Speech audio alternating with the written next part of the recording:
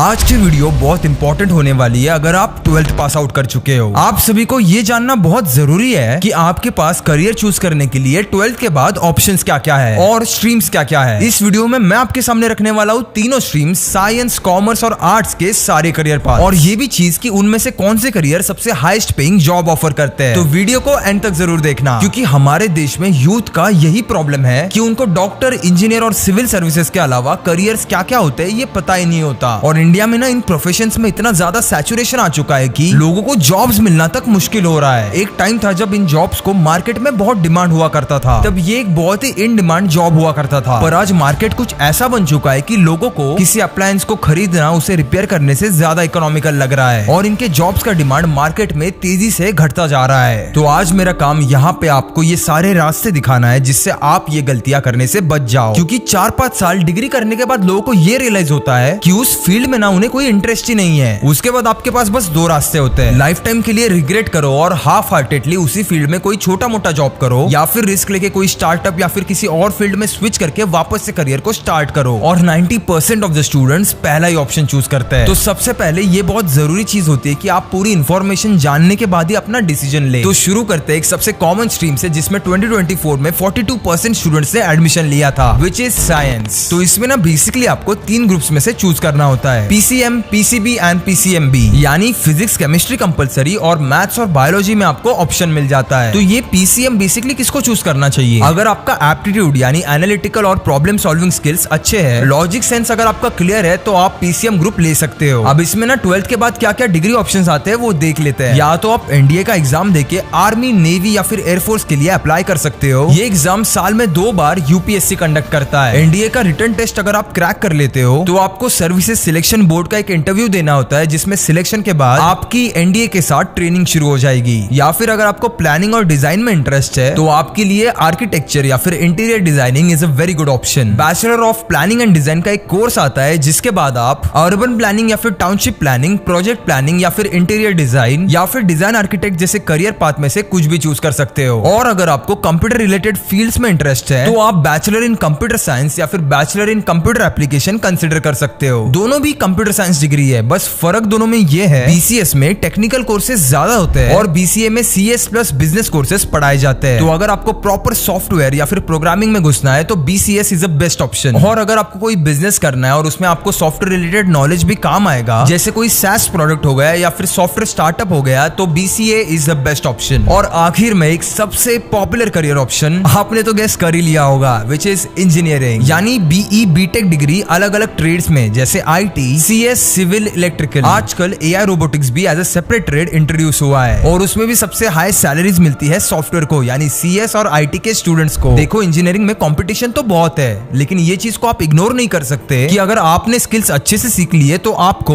Google, Amazon, Microsoft जैसी बड़ी बड़ी कंपनीज में 10 to 30 लाख पर एनम तक की जॉब भी मिल सकती है। पर यहाँ पे ना आप में स्किल्स होना और उन्हें एक्सेल करना ही आपको बाकी लोगों से ज्यादा एडवांटेज देगा। और अगर आपको स्किल्स सीखने हैं तो आपको थ्योरेटिकल नॉलेज की नहीं बट प्रैक्टिकल नॉलेज की जरूरत पड़ेगी। और इंडिया में एक ऐसे इंस्टीट्यूट है जिसका करिकुलम डिजाइन किया है खुद मांग एक्सपर्ट्स ने। यहाँ पे फर्स्ट ईयर में ही आपको सीखने मिलेगा coding, complex robotics, artificial intelligence और मशीन लर्निंग के बारे में। इनकी फैकल्टी स्टैनफोर्ड, हार्वर्ड और ड्यूक जैसी बड़ी बड़ी यूनिवर्सिटीज में से है। तो मैं बात कर रहा हूँ न्यूटन स्कूल ऑफ टेक्नोलॉजी के BTech course in CS and AI के बारे में, जिनके स्टूडेंट्स ने recently Google summer of code internship crack की, जिसका स्टाइपेंड था 1.25 लाख रुपीज। यहाँ पे स्टूडेंट्स प्रैक्टिकली चीजें सीखते हैं इनके state of the art lab में, जहाँ पे आपको देखने मिलेंगे drones, robotic hands, 3D printers, Meta Quest etcetera. First year से students AI power drone, AI travel planners, gesture controlled wheelchairs, ऐसे नए नए प्रोजेक्ट्स पे काम करते हैं जिनसे इन्हें हैंड्स ऑन एक्सपीरियंस मिलता है। और स्टूडेंट्स की हाई डिमांड की वजह से इन्होंने रिसेंटली अपना पुणे का कैंपस शुरू किया है, जो फैला है 100 एकड़ में। यहाँ पे आपको advance lab, fitness and sports centre, residential facilities और ऐसी कई सारी चीजें देखने मिलेगी। प्लस हर एक स्टूडेंट को एक मैंडेटरी पेड इंटर्नशिप और एक मैकबुक भी मिलेगा।